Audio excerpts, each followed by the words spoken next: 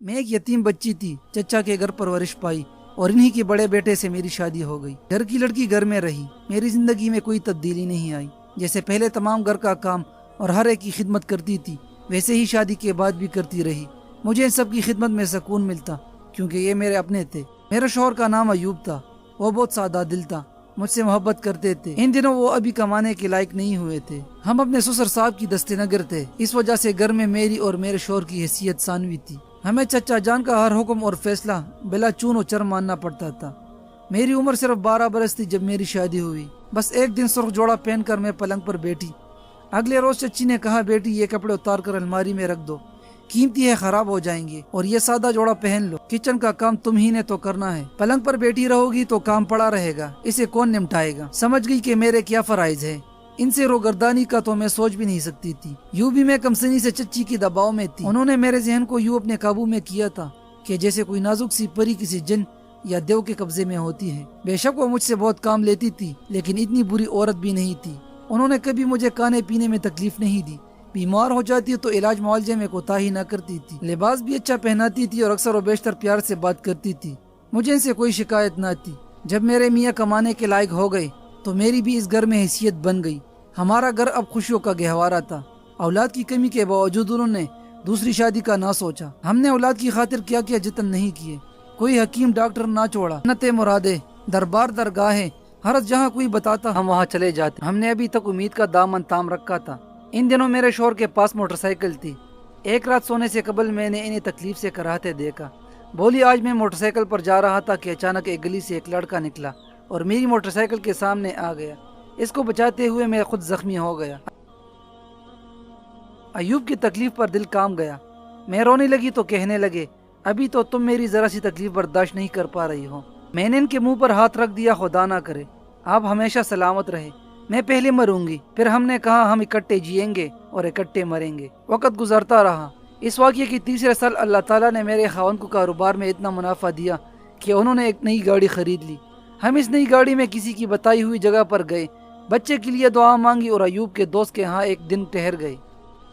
मेरे शौहर को मुझसे इतनी मोहब्बत थी कि जहाँ हम जाते अयूब न सिर्फ बहुत सबसे अच्छा सूट पहनने को कहते, बल्कि तमाम जेवर भी मुझको पहना देते। इस दिन भी मैंने सबसे अच्छे कपड़े पहने और काफी जेवर पहना हुआ था। मेरी नंद भी जगह गाड़ी खड़ी करके हमने कोल्ड ड्रिंक पी। हंसते मुस्कुराते खुश खुश वापस आ रहे थे। मुझको बस एक धमाका सा सुनाई दिया था। मेरे शौहर का तमाम जिस्म गाड़ी में पंस, इन्हें रुक रुक कर सांस आ रहा था और जिस्म से खून उबल उबल कर गाड़ी को रंगीन कर रहा था। मुझे भी काफी चोटें आई थी, जख्मों से खून बह रहा था। अलबत्ता मेरी नन जो पिछली नशिस्त पर बैठी थी, इसको बहुत मामूली चोटें लगी थी।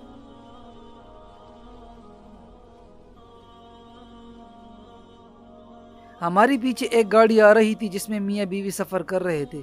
दरहकीकत इन्हीं लोगों ने हमारी मदद की। वो हमारे मोहसिन थे। उन्होंने अपनी कार रोकी और हमें कुछ लोगों की मदद से निकाला। उन्होंने देखा कि मेरे शौहर की सांस बाकी है, जबकि बेहस व हरकत होने वो हमको जल्द अज जल्द अस्पताल ले गए। इस औरत ने किसी को भी हमारे करीब न आने दिया और तमाम जेवर और घड़ी उतार कर पर्स में रख ली। लोगों की मदद से कार में हमें डाला और पुलिस की कार्रवाई का इंतजार किए बगैर अस्पताल ले आए। यहाँ मेरे शौहर और मैं, जबकि नन की मरहम पट्टी करके इसको रुखसत कर दिया गया। मेरी नन ने घर फोन करके इतला दी। इतला मिलते ही घर वाले अस्पताल आ गए। शायद मेरे शौहर की सांसें घर वालों के इंतजार में अटकी हुई थी। इनके आते ही उन्होंने दम तोड़ दिया। अब डॉक्टरों ने मेरी जान बचाने की हर मुमकिन कोशिश की। इन मोहसिनों ने तमाम जेवर और सामान मेरे घर वालों के हवाले किया। जब मुझे होश आया तो मैं यादाश्त खो चुकी थी। सब घर वाले मेरी घर जमा थे, मगर मैं इन्हें पहचान ना पा रही थी। डॉक्टरों ने हर मुमकिन कोशिश की कि मेरी यादाश्त लौट आए। अगरचे मैट्रिक पास नहीं थी, लेकिन मेरा जहन इस तरह काम कर रहा था जैसे किसी आला तालीम याफ्ता आदमी का जहन होता है। इस तब्दीली पर सभी हैरान थे। एक माह तक मेरी यादाश्त गुम रही। मैं बेतहाशा जख्मी थी। बाजुओं का डॉक्टर ने 3 बार ऑपरेशन किया। रफ्ता रफ्ता जख्म अच्छे होने लगे। इस वक्त तक मुझको इल्म नहीं था कि अयूब फौत हो चुके हैं। घर वाले मुझे बताते भी नहीं थे और ना ही मैं समझ सकती थी। डॉक्टरों ने मेरे घर वालों को मशवरा दिया कि वो मुझे दिमागी अमराज के माहिर डॉक्टर के पास ले जाए तो शायद मेरी यादाश्त लौट आए। मेरी नंद साथ थी।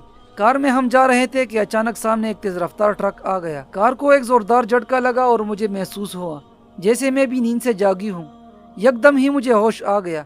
میں نے حیران ہو کر ادھر ادھر دیکھا، کار چل رہی تھی، میری نندے میرے گرد بیٹھی تھی۔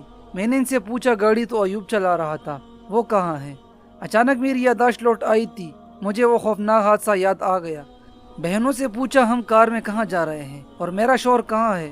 انہوں نے بتایا کہ وہ کار کے حادثے میں زخمی ہو گئے تھے، ابھی تک اسپتال میں ہیں۔ انہوں نے یہ مناسب نہ سمجھا کہ دوران سفر مجھ کو اس اندونک حقیقت سے آگاہ کر دے کہ ایوب فوت ہو گئے ہیں۔ البتہ انہوں نے یہ بتایا کہ میری یادداشت کھو گئی تھی اور مجھے علاج کی غرض سے اسپتال لے جا رہے تھے۔ مجھے پتا چلا کہ میں 2 ماہ تک ہوش و حواس سے بیگانہ رہی ہوں تو بہت حیران ہوئی۔ میری یادوں کی زنجیر یادداشت گم ہونے سے لوٹانے تک محدود تھی۔ اب میں نارمل باتیں کر رہی تھی، سب کو پہچان رہی تھی، اس لیے گھر والے اسپتال لے جانے کے بجائے گھر لے آئے۔ مجھے اپنے محبوب شوہر کی موت کے صدمے سے بحالی میں 1 سال لگ گیا۔ سال بھر تک میرے سسرال والوں نے کچھ نہ کہا، اس کے بعد ان کا رویہ بدلنے لگا۔ نندے مجھے فالتو شے سمجھنے لگی کیونکہ اب میں پہلے جیسا کام کاج کرنے سے قاصر تھی۔ حادثے کی وجہ سے بازو کی ہڈیاں ٹوٹی تھی، اس لیے زیادہ کام کاج نہیں کر سکتی تھی۔ ساس مجھ کو دیکھتے ہی ٹنڈی آہیں بھرنے لگتی تھی کہ ان کو اپنا مرحوم بیٹا یاد آ جاتا تھا، اور چچا کا خیال یہ تھا کہ میری شادی کر دی جائے تاکہ باقی ماندہ زندگی کا کوئی آسرا تو ہوں۔ اب تمام گھر والے اس کشمکش میں تھے کہ میرا کیا کرے۔ میری کوئی اولاد بھی نہیں تھی جس کے سہارے باقی زندگی کاٹ لیتی۔ نندوں کو مجھ سے تبھی دلچسپی ہوتی اگر میں ان کا کام دوڑ دوڑ کر کرنے کے قابل ہوتی۔ زیادہ پڑھی لکھی نہیں تھی کہ کہیں ملازمت کر لیتی۔ بیکار آدمی کس کو باتا ہے، وہ تو ایک مستقل بوجھ ہوتا ہے۔ اب سوائے دیور کے گھر میں کسی کو میرا خیال نہ تھا۔ حیران تھی جس گھر کو پیدائش کے وقت سے اب تک اپنا گھر سمجھتی آ رہی تھی، اب وہی میرا نہیں رہا تھا۔ اپنے ہی گھر میں اجنبی بن گئی تھی۔ مجھے اجنبیت سے دوچار کرنے والے کون تھے؟ وہی لوگ جنہیں میں اپنا کہتی تھی اور اپنا سمجھتی تھی۔ یہ صورتحال میرے لیے ناقابل برداشت ہوتی جا رہی تھی، لیکن میں مجبور تھی۔ دوسری شادی کا تصور بھی نہیں کر سکتی تھی۔ مجھے اپنے مرحوم شوہر سے اتنی محبت تھی کہ اب تو ان کی یادیں ہی میری زندگی کا سرمایہ تھی۔ چچا بھی عجب گومگو کی کیفیت میں تھے۔ ایک طرف بیٹی کی موت کا صدمہ تھا اور دوسری جانب بھتیجی کی آئندہ زندگی کی فکر۔ ابھی میری نندوں کی شادی بھی ہونی تھی۔ یہ لوگ میری دوبارہ شادی کی تذکرہ کرنے لگے۔ ایک تو شوہر کی موت کا اتنا صدمہ تھا کہ جانے میں زندہ کس طرح تھی۔ میری تو دنیا الٹ گئی تھی۔ ایک لمحے میں سب کچھ بدل کر رہ گیا تھا۔ مجھے چپ سی لگ گئی، سوچ بھی نہیں سکتی تھی کہ ایسا ہو جائے گا۔ میرے سسرال والے جانے کیوں اتنے پریشان تھے۔ انہیں دن رات ایک ہی بات سوچتی تھی، اب اس کا کیا بنے گا، یہ زندگی کیسی گزارے گی۔ صرف ایک میرا دیور ایسا تھا جو کہتا تھا کہ اس کے حال پر چھوڑ دو، جو اس کا نصیب ہوگا وہی ہو جائے گا، آپ لوگ کیوں اس کو پریشان کرتے ہو۔ جب میں نے دیکھا کہ اس گھر میں ایک دیور ایسا ہے جو میرے بارے میں ہمدردی سے سوچتا ہے تو اس کو اپنا ہمدرد سمجھنے لگی۔ سوچی تھی گھر میں بس ایک انسان ایسا ہے جس کو میرے دکھ کا احساس ہے، اور وہ میرا دیور تھا۔ وہ نہیں چاہتا تھا کہ میری مرضی کے بغیر کوئی مجھ کو دربد۔ وہ کہتا تھا کہ یہ گھر زہرا کا ہے، جیسے پہلے تھا ویسے ہی اب بھی ہے۔ اگر کسی نے اس کی کفالت کو بوجھ سمجھا تو میں اس کی کفالت کروں گا۔ یعقوب کی بار بار حمایت سے گھر والوں کا ذہن دوسری طرف چلا گیا۔ وہ سمجھنے لگے کہ وہ مجھ سے شادی کرنا چاہتا ہے۔ جب یہ خیال ان لوگوں کے ذہن میں آیا تو بات زبان پر بھی آ گئی۔ اس بات کا سننا تھا کہ دل کو دھچکا لگا۔ میں نے کہا اب یہ ظلم بھی مجھ پر ہونا تھا۔ میں تو دیور کو اپنے چھوٹے بھائی کی طرح سمجھتی تھی، اور آپ لوگوں نے ایسا کہہ کر میرا کلیجہ ہی نکال لیا ہے۔ میرے رونے اور دکھ کرنے پر یعقوب نے تسلی دی کہ تم کچھ بھی مت سوچو، اور جو دوسرے سوچتے ہیں انہیں سوچنے دو۔ ہر انسان کو اپنی سمجھ کے مطابق سوچنے اور اپنی سوجھ بوجھ کے مطابق بات کرنے کا حق ہے۔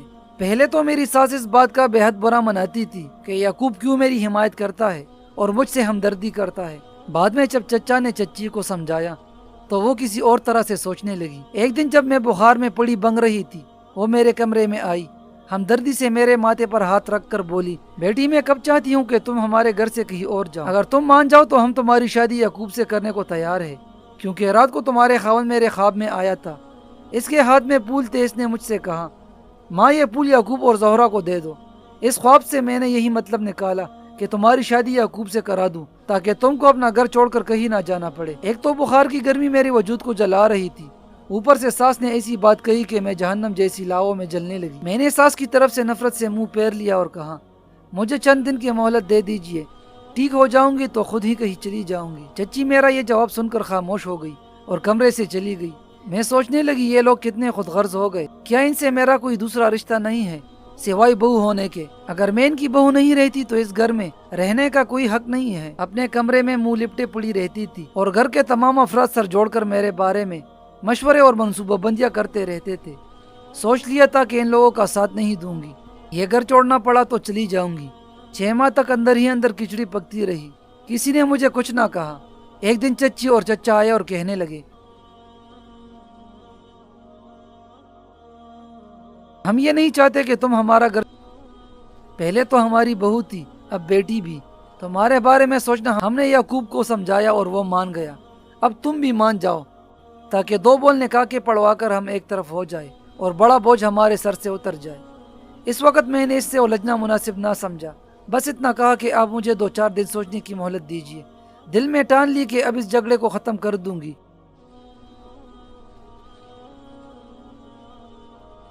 کچھ کہا کر اس رات بہت رو رو کر دعائیں مانگ کہ اے اللہ تو ہی میری رہنمائی کر اور مجھے کچھ۔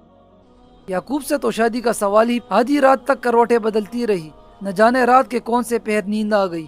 کیا دیکھتی ہوں کہ ایوب خواب میں آئے، ان کے ہاتھ میں پھول ہے، انہوں نے کچھ پھول میری جولی میں ڈالے اور کچھ یعقوب کو دیے اور کہہ رہے ہیں کہ تم یعقوب سے سمجھوتا کر لو۔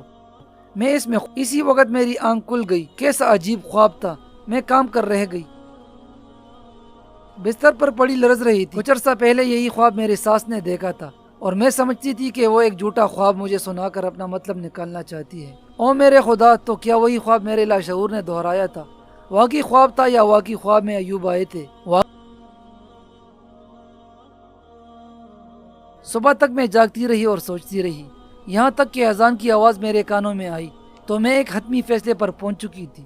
سوچ لیا تھا کہ میں نے کلی طور پر اپنے آپ کو ان کے حوالے کرنے کا فیصلہ کر لیا۔ جب چچی نے میرا فیصلہ پوچھا تو میں نے انہیں کہہ دیا، چچی جان جیسے آپ کی مرضی، میں آپ کی بیٹی ہوں اور ماں باپ بیٹیوں کے میں نے ہتھیار ڈال دیے۔ انہوں نے اپنے چھوٹے بیٹے کا نکاح مجھ سے کر دیا۔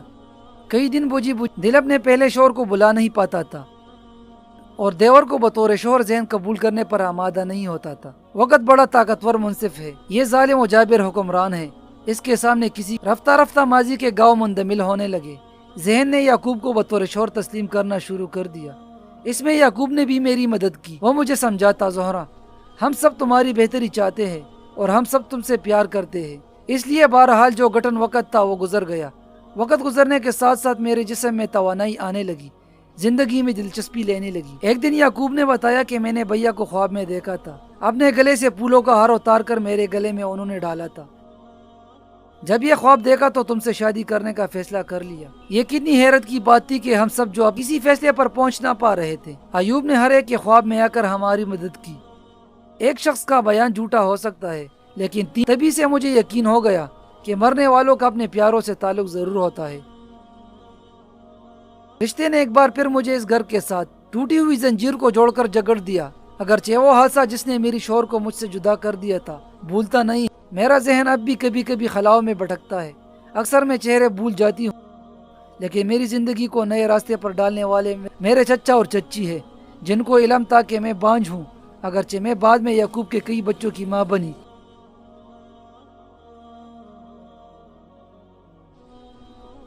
ورنہ جس یتیم بتیجی کا شوہر وفات پا چکا ہو، اس سے پیچھا چھڑانا کون سا